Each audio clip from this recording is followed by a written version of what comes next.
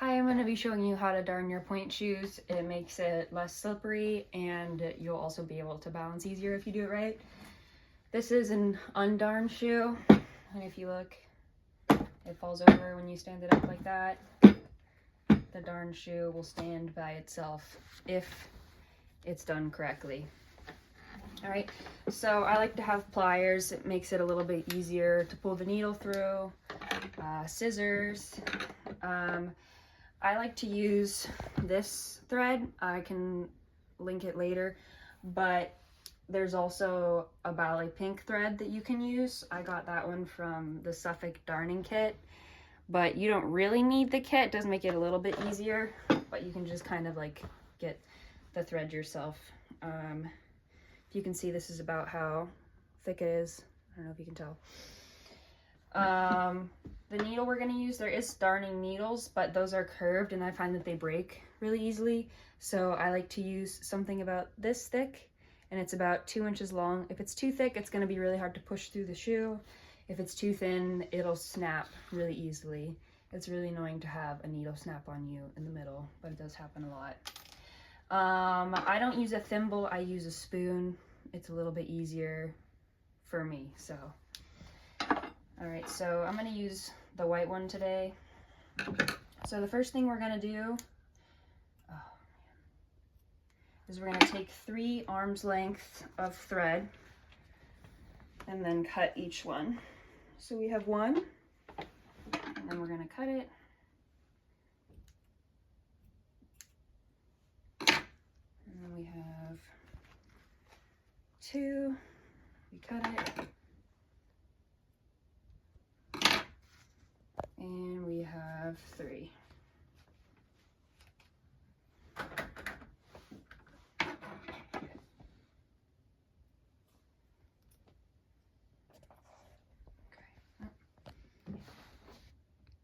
All right, once we have our 3 pieces that are arm's length, you're gonna connect them together, get the ends to match. 1, 2, 3. Line them up, and then we're gonna kind of untangle them a little bit so that they line up nicely next to each other.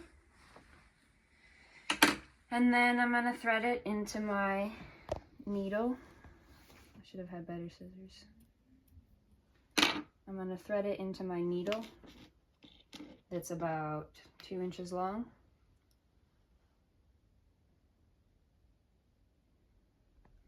And this might take me some time, so. I threaded the needle in. I did have to do 1 thread at a time, but now all 3 arm lengths are in the needle. I'm going to move the needle. You have to be careful because it can get tangled pretty easily, so keep them kind of spread out. And now I'm going to try to move the needle to the center and then line them up side by side. So now I'm going to have 6 strings across when I'm looking at it. So 3 on one side, 3 on the other. Bring the needle to the bottom. And now I'm just going to cut off any unevenness that's at the top so that they're all the same. All right. So that's cut off, and then just really make sure that nothing is tangled.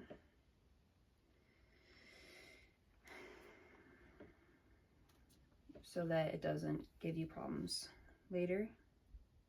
And then we're going to tie a little knot at the end.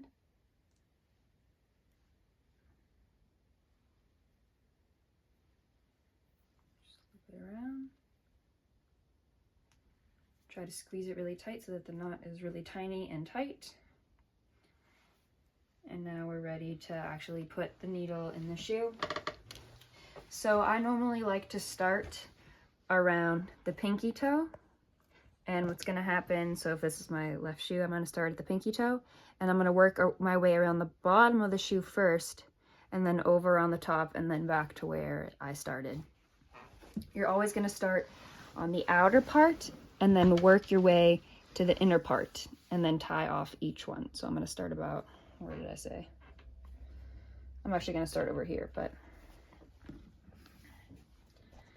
So I'm going to put it about right there. So if you can see, this is the crease in the shoe. So I don't put it right on the crease, but a little bit below where that is. Not super low, but about here is where I'm going to go in. And you want to catch the satin nicely and a little bit of the shoe. Do not do this after you've jet glued your shoes. Make sure you do it before, otherwise it'll be a lot harder to go through the shoe because it'll be really stiff, because you are going to be going a little bit through the box as well. So I put it in kind of at a diagonal is my goal. That's when I take my spoon and I use it to push in. And so we get that right there. So if you look, that's about how much of the material I caught. I got a little bit of the shoe in there as well. And it's not super deep into the shoe, but a little bit in of that crease right there is where my goal is to get. My very first stitch, I'm just gonna go, and then I use my pliers to pull through. Pull it nice and tight. So my first stitch, I just go through. I'm gonna cut this excess to kind of clean it up. I'm not gonna cut it super close right now, but I can do that later. So that's my first stitch. Pull it tight. Now I don't have to go on super close to my next one. I can make a little bit of space. It'll make it take a little bit faster and it's not that big a deal. So same thing, I'm gonna go kind of, about right here. I'm gonna put it in at about like a little diagonal. Use my spoon to push through the shoe and the satin.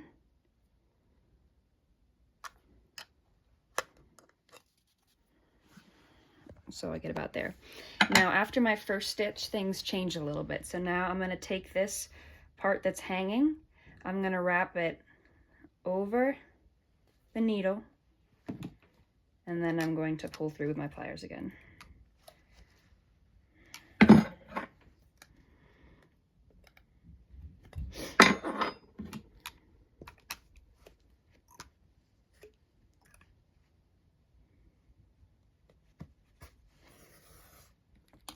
Now by doing that with my next stitch, I've created a little bit of a knot instead, if you can see that right there. So that's what I want to get. And then same thing, I'm going to pull that and make sure you pull it tight. And now we have our first darned stitch. I'm going to do a couple more of these to show you. So I go, what? Okay, I'm back. So,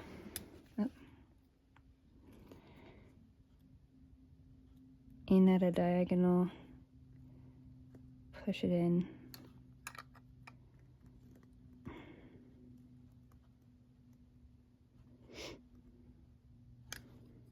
That one went in a little bit too deep. So this is the crease. I don't like how close that is to the center of the shoe. So I'm gonna take it out and try again.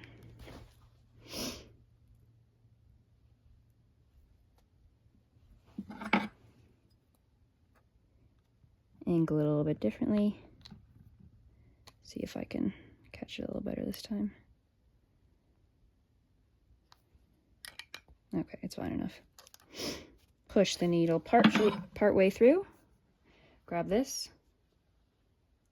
Around it goes.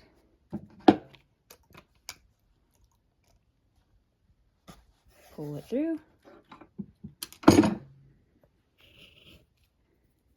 Make sure nothing gets tangled. Tie it tight. Tight, tight, tight. Outer to inner.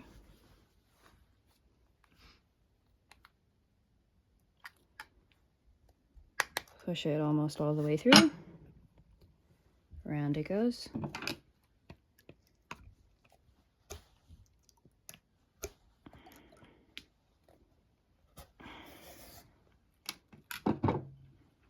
Pull it through. Sometimes it feels like it gets kind of stuck, and I just kind of give them a little pull and then go through again. So I'm just going to repeat that process, and as you can see now, I've got like this little sort of ridge there. So I'm basically just making this whole border around the whole shoe so I can balance better, not slip as much. Again, you're going to take that and go all the way around back to where you started, and then you're just going to finish it off with a knot, cut it, and then yeah, just try to get that cut this as close as you can. If it is, again, don't do this after you've glued your shoes. That'll be harder. I recommend gluing after. And I think that every pair of shoes should be glued in there at the bottom of the box, so this doesn't get too soft. Also, if your shoes are slippery, and I can let you guys borrow this, but this brand is Allegro, and I like to use this to scrape the bottom of my shoes. I just kind of score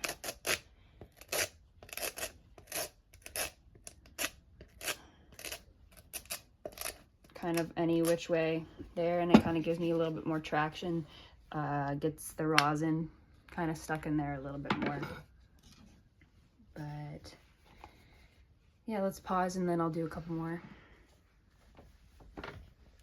Also, every once in a while you might want to take each of the threads and give them a little bit of a tug to make sure that it's fully tight, especially if it starts to look kind of bunchy.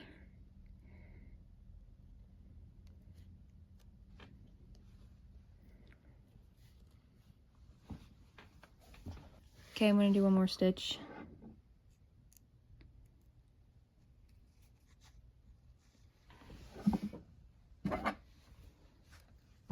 So I'm working to the right as I go.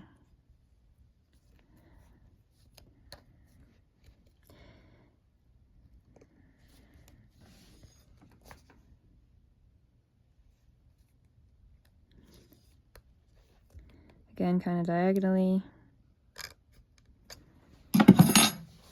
And again, just to clarify, I wrap it around to the right and then around the back. And then I pull it through.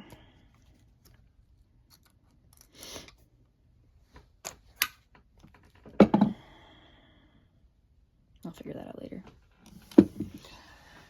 But yeah, so that's how you're gonna darn your pointe shoes. Hopefully that's helpful, and that you find something that works for you.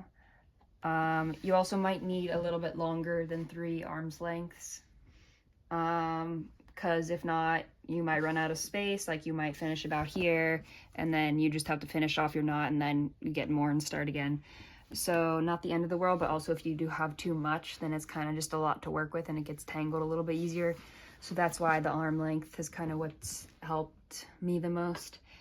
Yeah, I think that's everything that I can think of. Thanks.